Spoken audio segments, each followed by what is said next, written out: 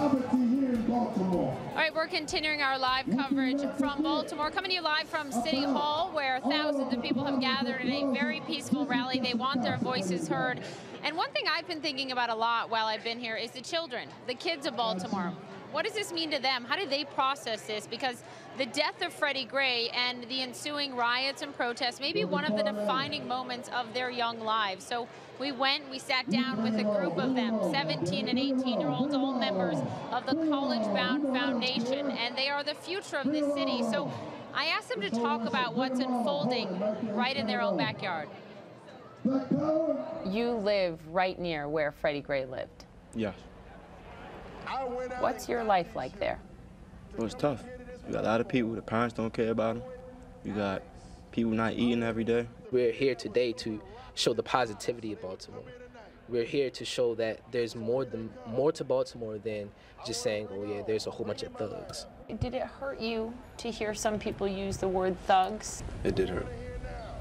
Because I see us as human beings and not thugs. Watching the media, the world, portray us as thugs or juvenile delinquents, I thought that was highly disrespectful. And even the people who were rioting, people weren't trying to find out why.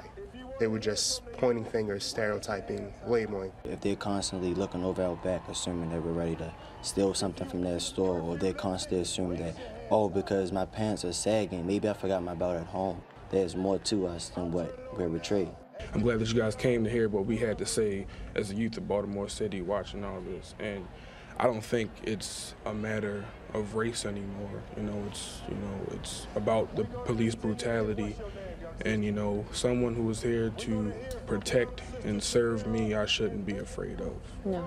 I shouldn't be nervous when I'm pulled over by the police officer. I shouldn't have to worry about where I'm going to put my hands and what should I say. I shouldn't worry about that. I shouldn't.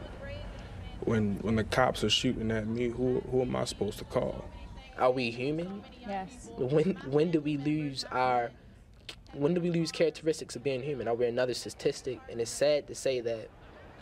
And I do appreciate what the police do for us. When it's anything that goes wrong, the first people we call on are who? The police. Are you worried that our news cameras are going to leave and the spotlight isn't going to be on Baltimore anymore and nothing's going to change? I do feel that way. I feel like if the cameras hadn't been here, it wouldn't have been a big issue like it is. People are going to forget about us and move on to the next topic. And I wish it wasn't like that. I wish that when the cameras leave, people will realize, okay, they're gone. Now we actually really need to make the change that they talked about on the cameras. On the media, I feel as though as minorities, we are shown as, they show the negative stuff. No one shows the positive things that we do, you feel me? When we are together at community centers and recreational centers, no one shows that. But as soon as we act out, because we have a reason to act out, it's publicity, like it's everywhere. Martin Luther King said, riots are the language of the unheard. And I believe that's true because he really explained what was happening in the past, but it's still happening right now. I feel like we're fed up. I see a lot of anger in this city, and I agree because there's so much more positive than I see a lot of negative being spread around on the media, and that's not us. That's not our city. Baltimore's got so much potential. We're greater than what's being shown. I want to better this country. I believe we could be a lot better than how we are right now.